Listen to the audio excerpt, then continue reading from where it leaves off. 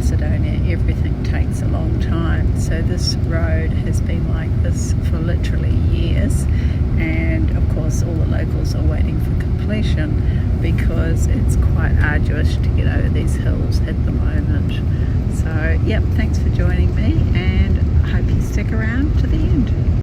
Well, I've arrived in Ohrid, just on my way to the hostel and calling out the prayers because my hostel is right near to where they do the praying. And I'm 3 minutes from my hostel, so I might hear that a few times. But it's like I've just come forward, you know, a whole lot of decades. It's all done up nicely. Look at that, all very tidy. So Ohrid's going to be quite different from the last 4 cities that I've been in. So anyway, I best go and find my hostel because I just heard some thunder. So I'll give you lots more details of my time in Ohrid in this video. Well, look at that sky. I think we might have some rain, but better than looking at the sky, look at the view. And I'm on a balcony. We've got a balcony in our room. How good is that? And there's the water just down there.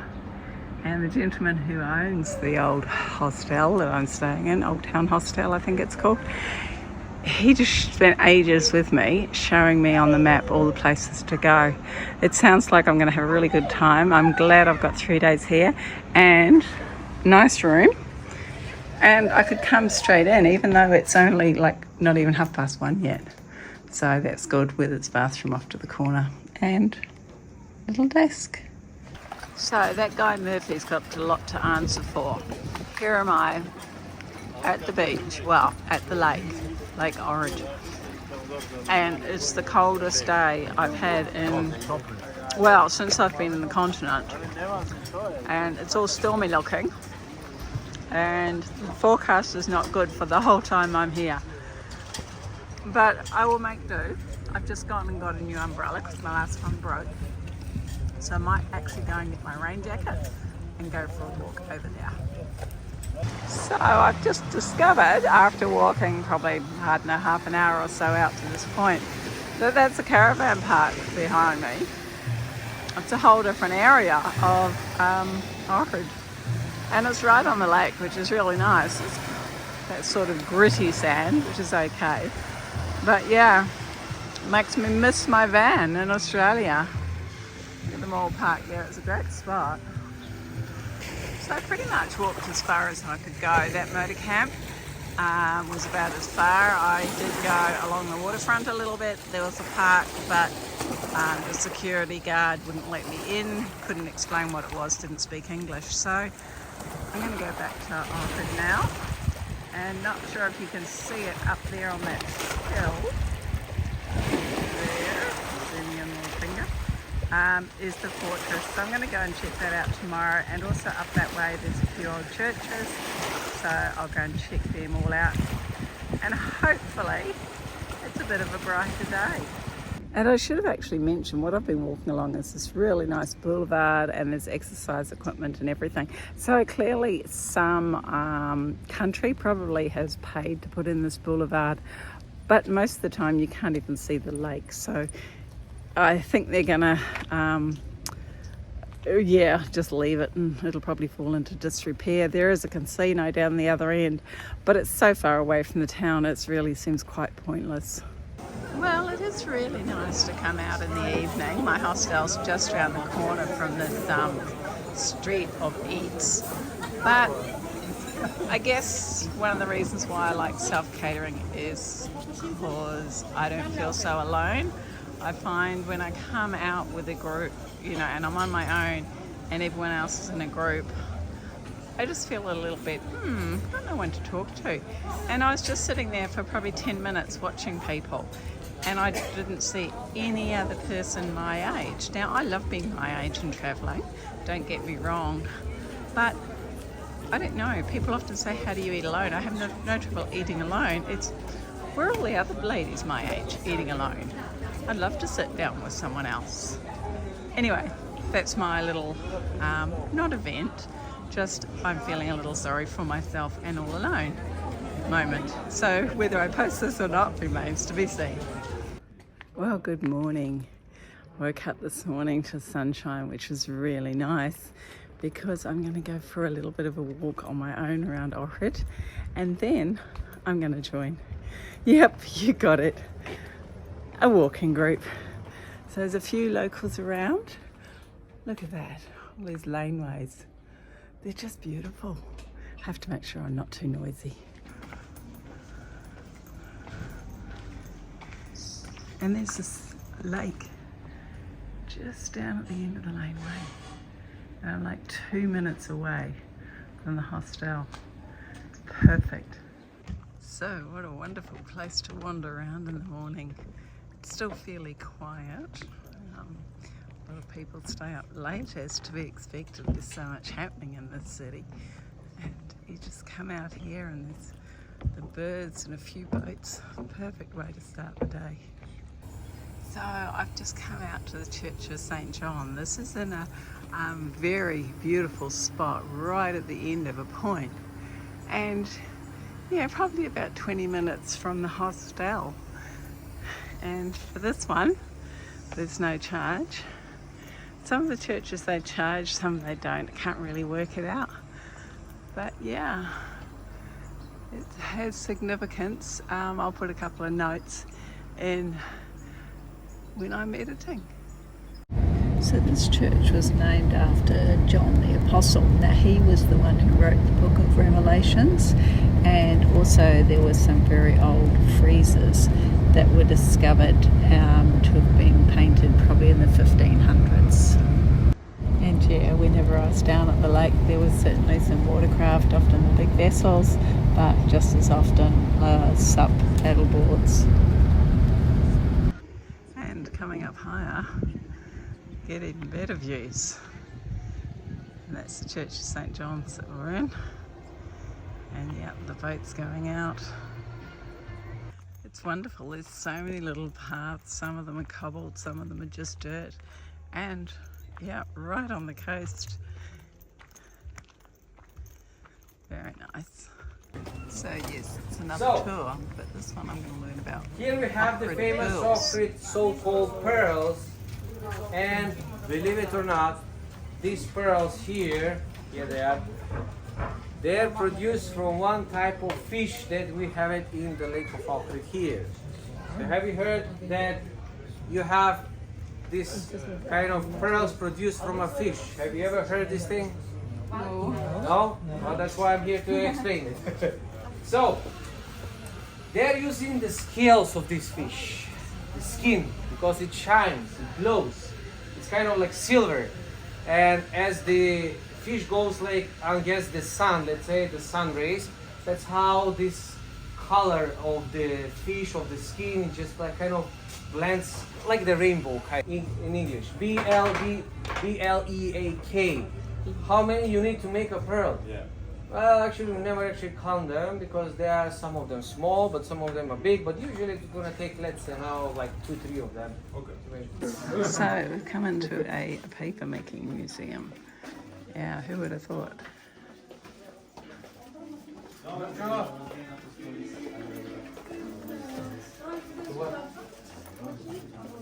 Get inside here.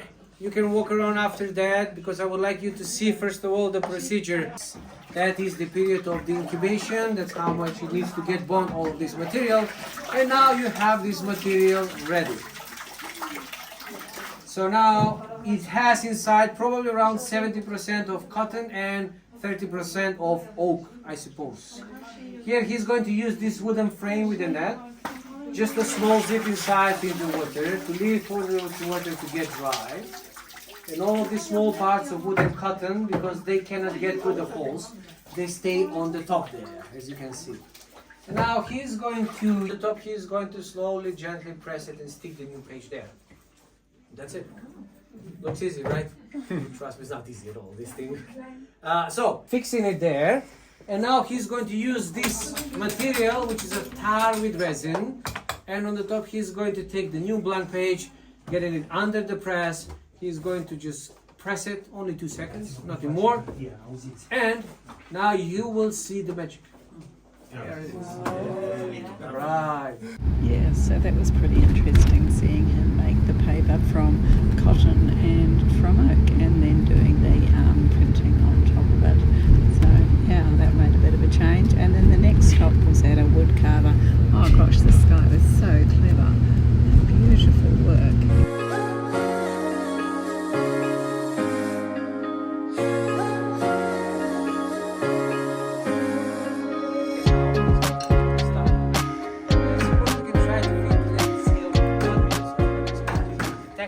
So this is the first on walking to Ohrid. We're actually getting to sample the different things. So there's garlic, there's peppers. It's really delicious, really lovely. That's why they're 95 years old and they're still really in a good shape. Where is the lava? This is rakia. Yeah, this is rakia, this is the yellow one. If you want to, ladies first. We're not ready. Well, I had 2 different rakias, one with the grapes and one with the plums. Both very delicious. So we're just back along the coast here, and we've only got one more stop on this walking tour. It's actually been really good, especially those samples.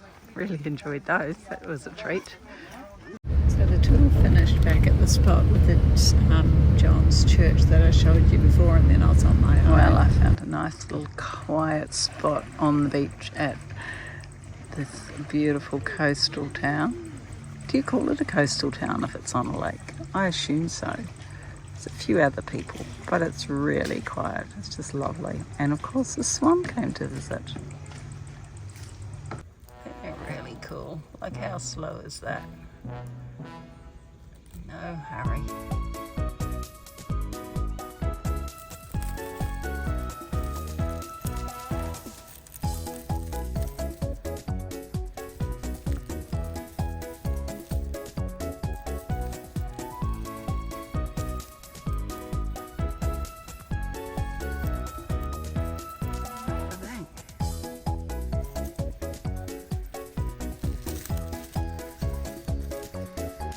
So easy, buddy.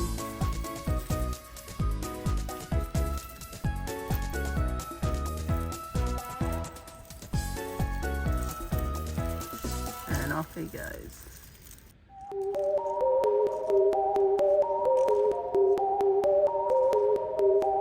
Allah عليك.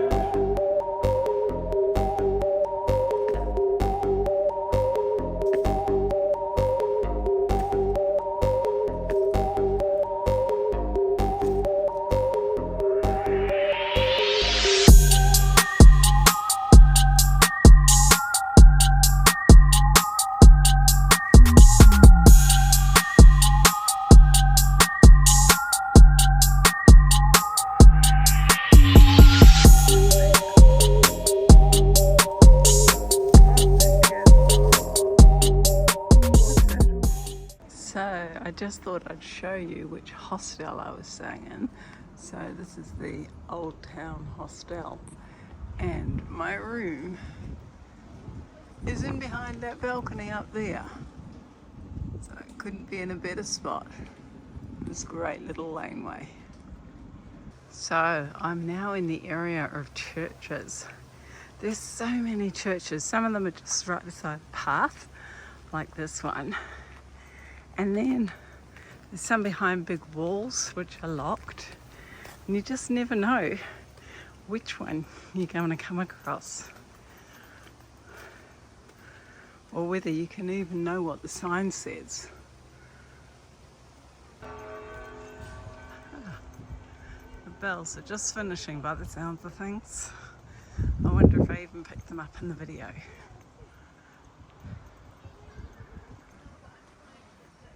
So this church is supposed to have a big frieze or wall mural in it.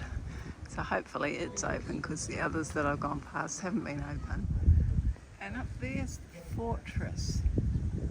Well, the guide said it wasn't really worth going up there, but I've got time, so I think I'll go and check it out. So I like the way that this is a whole area for the church, right on top of the hill. And there's that beautiful brick work again.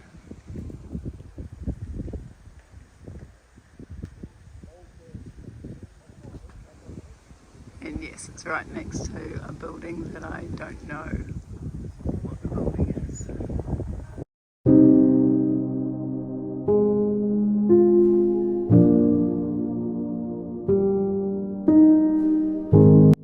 So this is another really old house. There's nothing special about this house, but like many houses, it's actually got layers of wood between the stones. And the reason why they had the wood is it gives it a bit of movement for when there's earthquakes, and this area is on the tectonic plates, so there is minor tremors fairly frequently, but nothing like the earthquake in Skopje in 1963. And like all these old towns, it was a walled city way back when. And this is one of the few gates, maybe the only gate that's still left. So there you go. Well, maybe that's why our guide said not to bother coming up to the fortress. It's actually locked. Never mind. Great views. Get the general gist.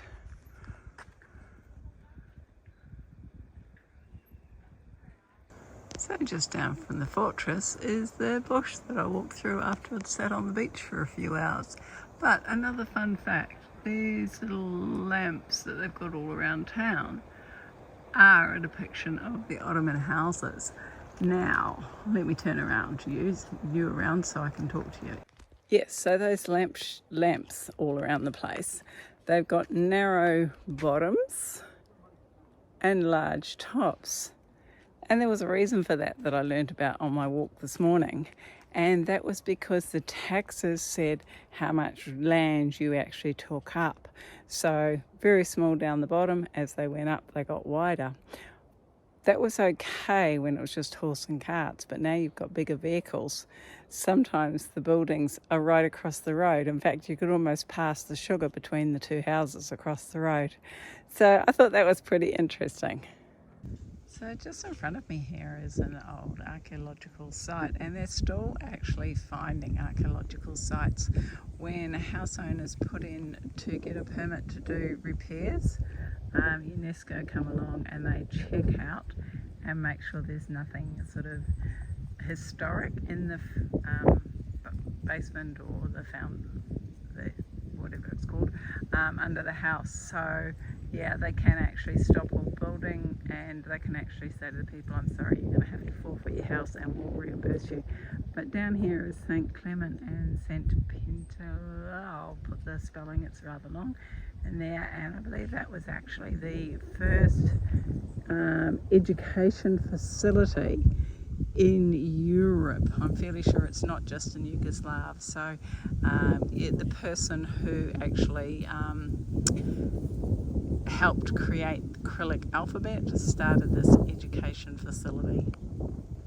So absolutely amazing to have this place virtually to myself. And yes, that's where the archaeological site is. That's where the people are, not in front of this building.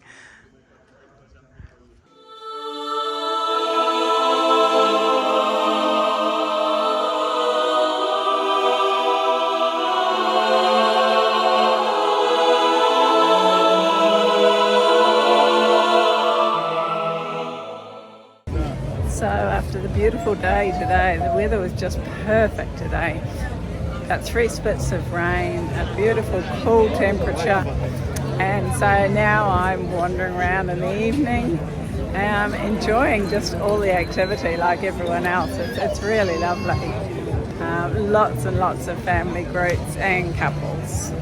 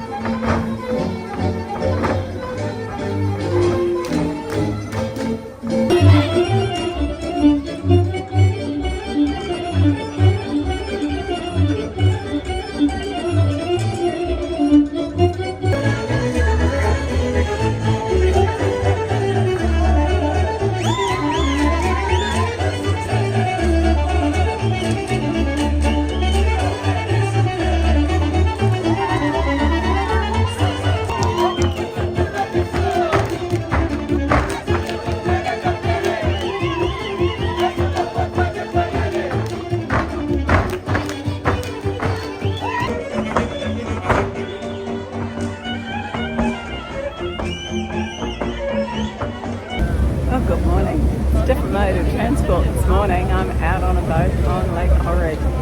Yeah, hopefully the weather holds for me. It's not forecast that great, but fingers crossed.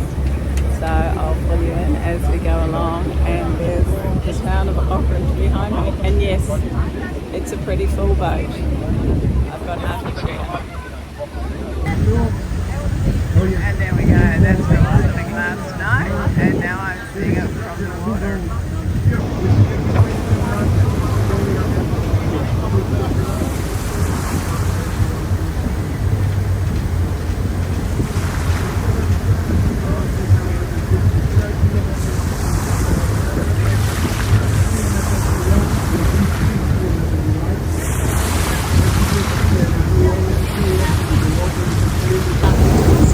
Interesting to see how many resorts there are around on the edges of Lake Ohrid. So we've been on the water probably 15 minutes and resort after resort, and you don't get that feeling when you're staying in the old town, which is actually really nice. So we're coming into our first stop, Bay of Bones. Up here was a Roman fort way back when. We're going to come in.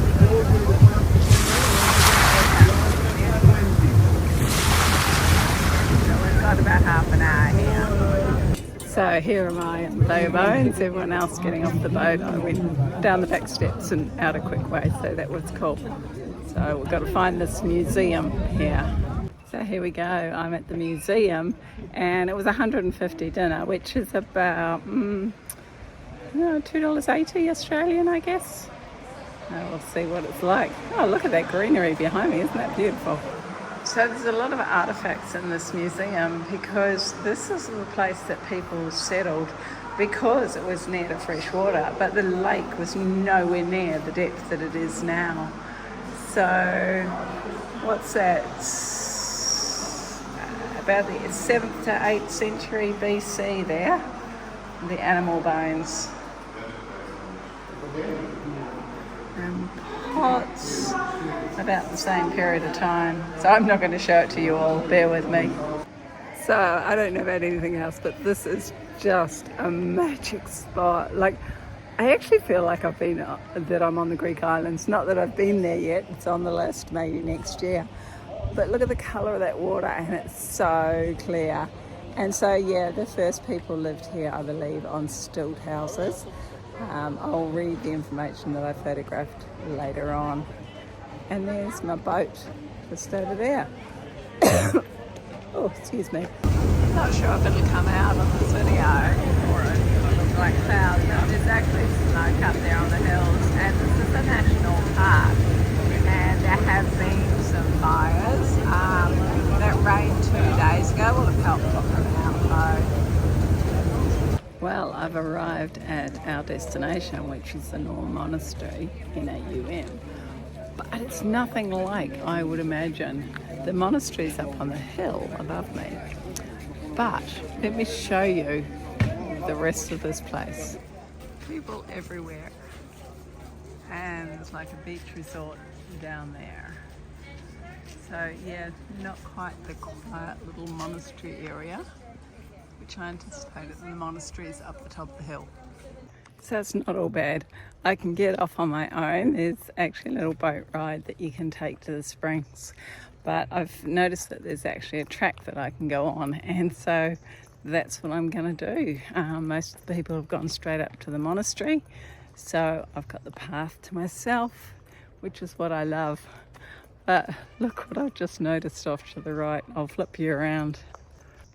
It's a caravan park, and they're little old bubble caravans. How cute is that? And no one seems to be using them. It's a big area. Maybe it was someone's idea. So I haven't seen anybody else on my little walk. Oh, there's something else down there. But first of all, I'll go and check this out. This is all new, but I can still go and have a look and see how they've got signs. And I'll show you down here. You're not allowed to wear your bathing suits or anything. I mean, you've got to wear clothes. No dogs. Oh, I wonder if this is open. And yes, it is open. So there's actually water down in there and there's wet footprints. You can actually get into it. But yeah, all of these frescoes have been repainted. They tried to restore things in some of the other churches, but they were totally unsuccessful. But as you saw from the outside, this is just a tiny little, I'd call it a chapel. And here comes the little boat up. So that's the €5 paddle boat that came up from down where I started this walk when I got off the boat. So you can see the water coming absolutely pouring out of this spring.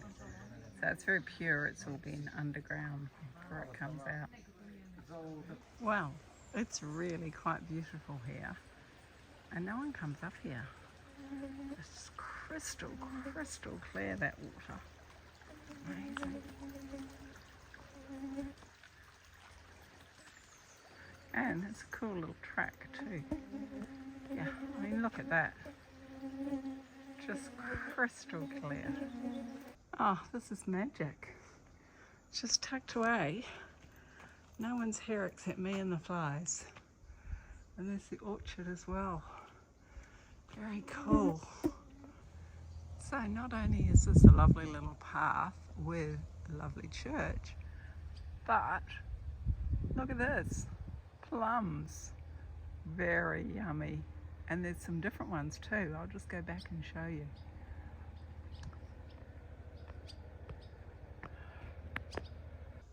So here's the other ones as well. Some of them were quite red and they're really sweet. And they're right beside the other trees.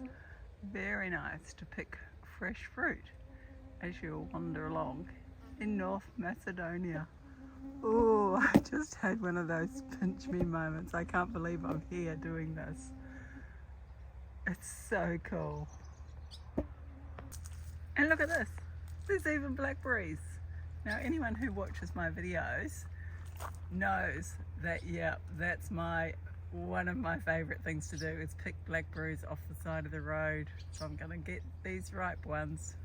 So now back at the lake, and yeah, it's like a beach resort for the locals. There's a lot of cars in the car park and a lot of shops, and yeah, I think this area also totally depends on tourists, so why not? It's a beautiful lake, and I'm going to go for a swim shortly, but I better go up and see that monastery first. So I'm back down by the lake. You can't really see the water moving so fast on this side, but on the other side of the bridge, take a look. Man, that's crazy. That is so fast. There is so much water coming down. It's actually quite lovely in here. Oh, beautiful cool breezes too.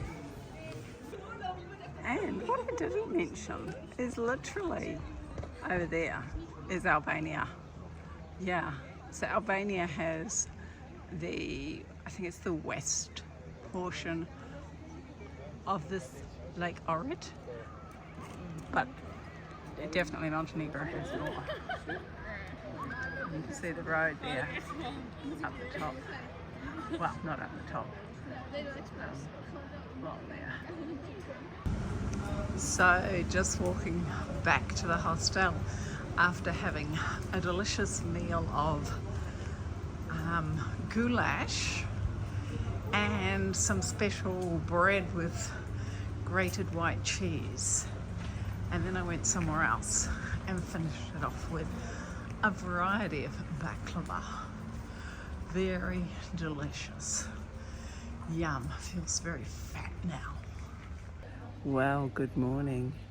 I'm on my way to the bus station at Ohrid, and the old city's empty. One car going past. Seen one person, but other than that, no one around. So, what a wonderful way to say goodbye to Ohrid. Thanks for a wonderful time. It's the most vacation type place that I've been to. Family holidays is what it was all about. And I felt like I had a little holiday from my travels too. So thank you for watching my time at Ohrid. I hope you enjoyed it, all those churches, all those beautiful beaches. And till next time, bye for now.